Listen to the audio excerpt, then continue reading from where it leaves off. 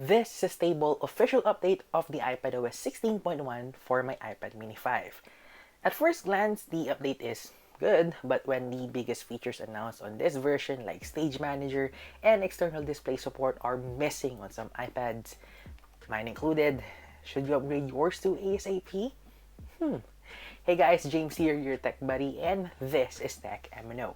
And in this video, I will give you my thoughts and impressions on this new iPad update for my iPad mini 5, and let's see if it's worth upgrading.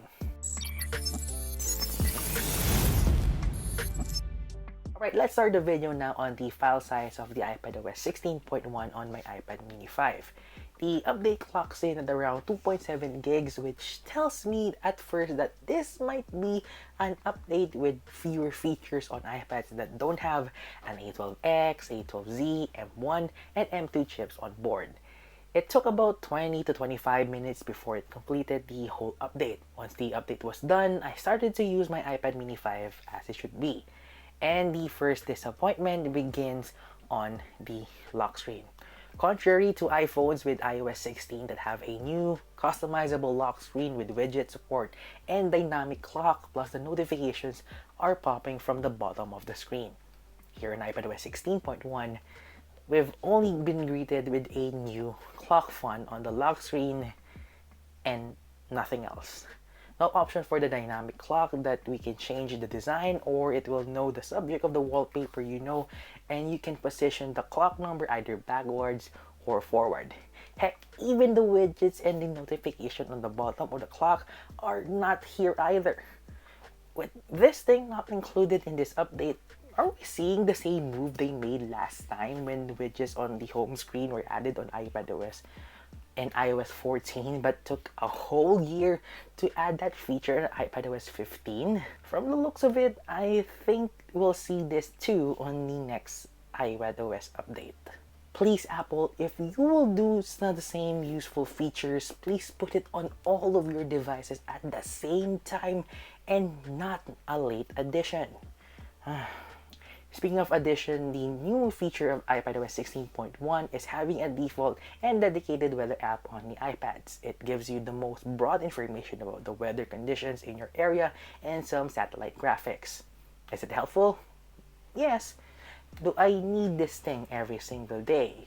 No.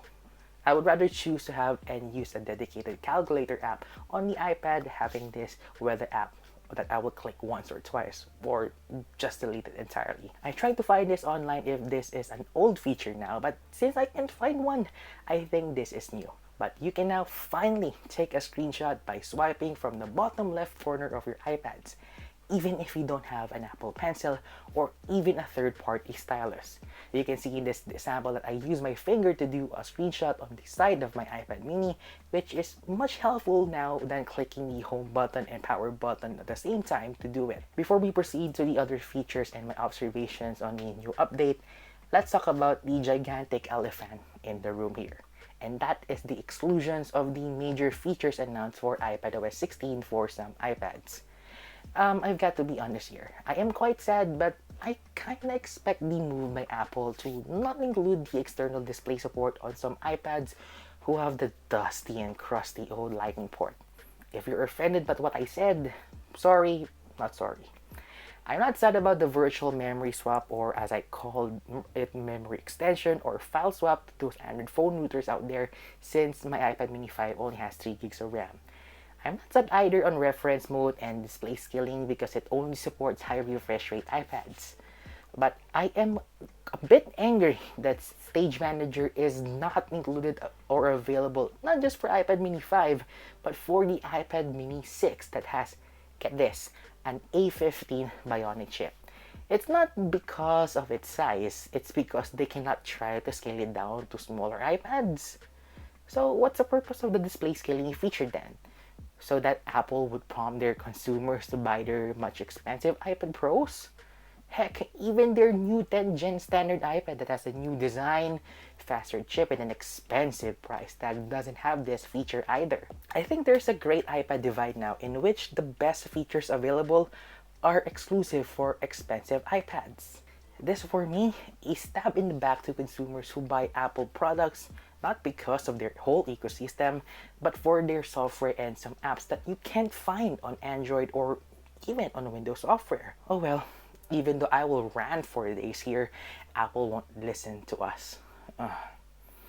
Before we go any further, if you enjoy watching this video, don't forget to like and subscribe to our channel and hit the bell icon to get you notified when a brand new video will come out. And follow us on our social media accounts like Facebook, Twitter, Instagram, and on TikTok at M.N.O for more content and big giveaways that we have right now that you can check out in the card right here.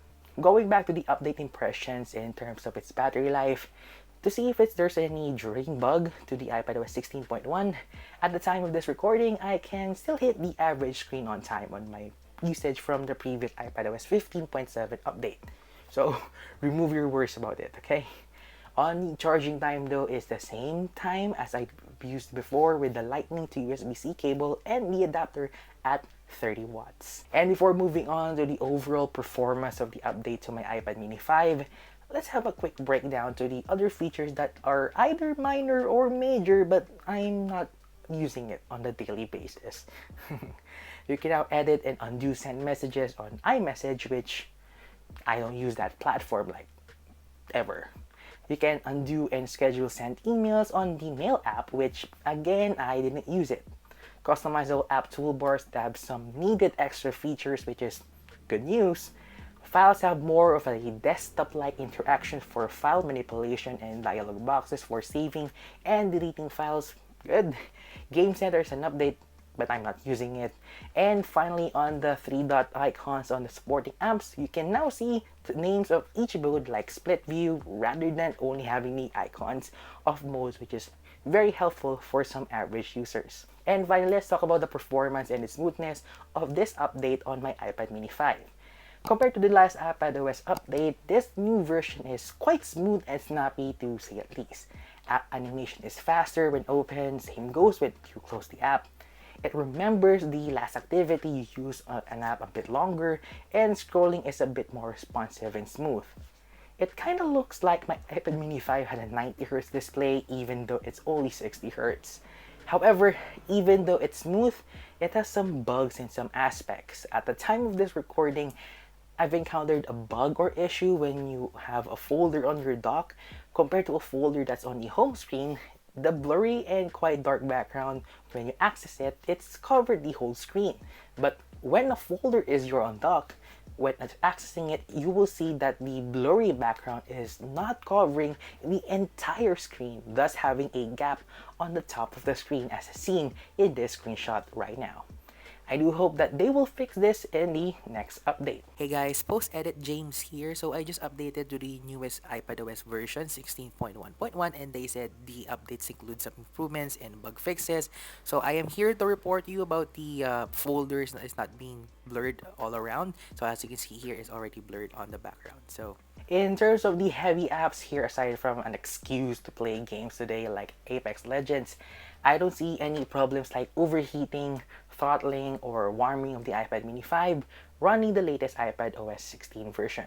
While the iPadOS 16.1 is a smooth and snappy update overall, I can't hide the fact that the major features are missing on some iPads, including the mini series.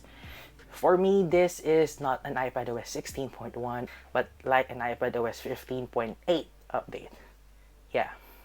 I do really wish they countered the removal of the stage manager with the new customizable lock screen features and notification features, at least for some iPads like this. But since they didn't put it right now, I am quite disappointed in this update. A really big missed opportunity here. I'm sad about that. And for more videos like this, you can watch my iPad mini 5 playlist right here, or watch my previous video. Click right here. Also, don't forget to subscribe to our 2 channels. Again, I'm your tech buddy James, and I will catch you guys on the next one.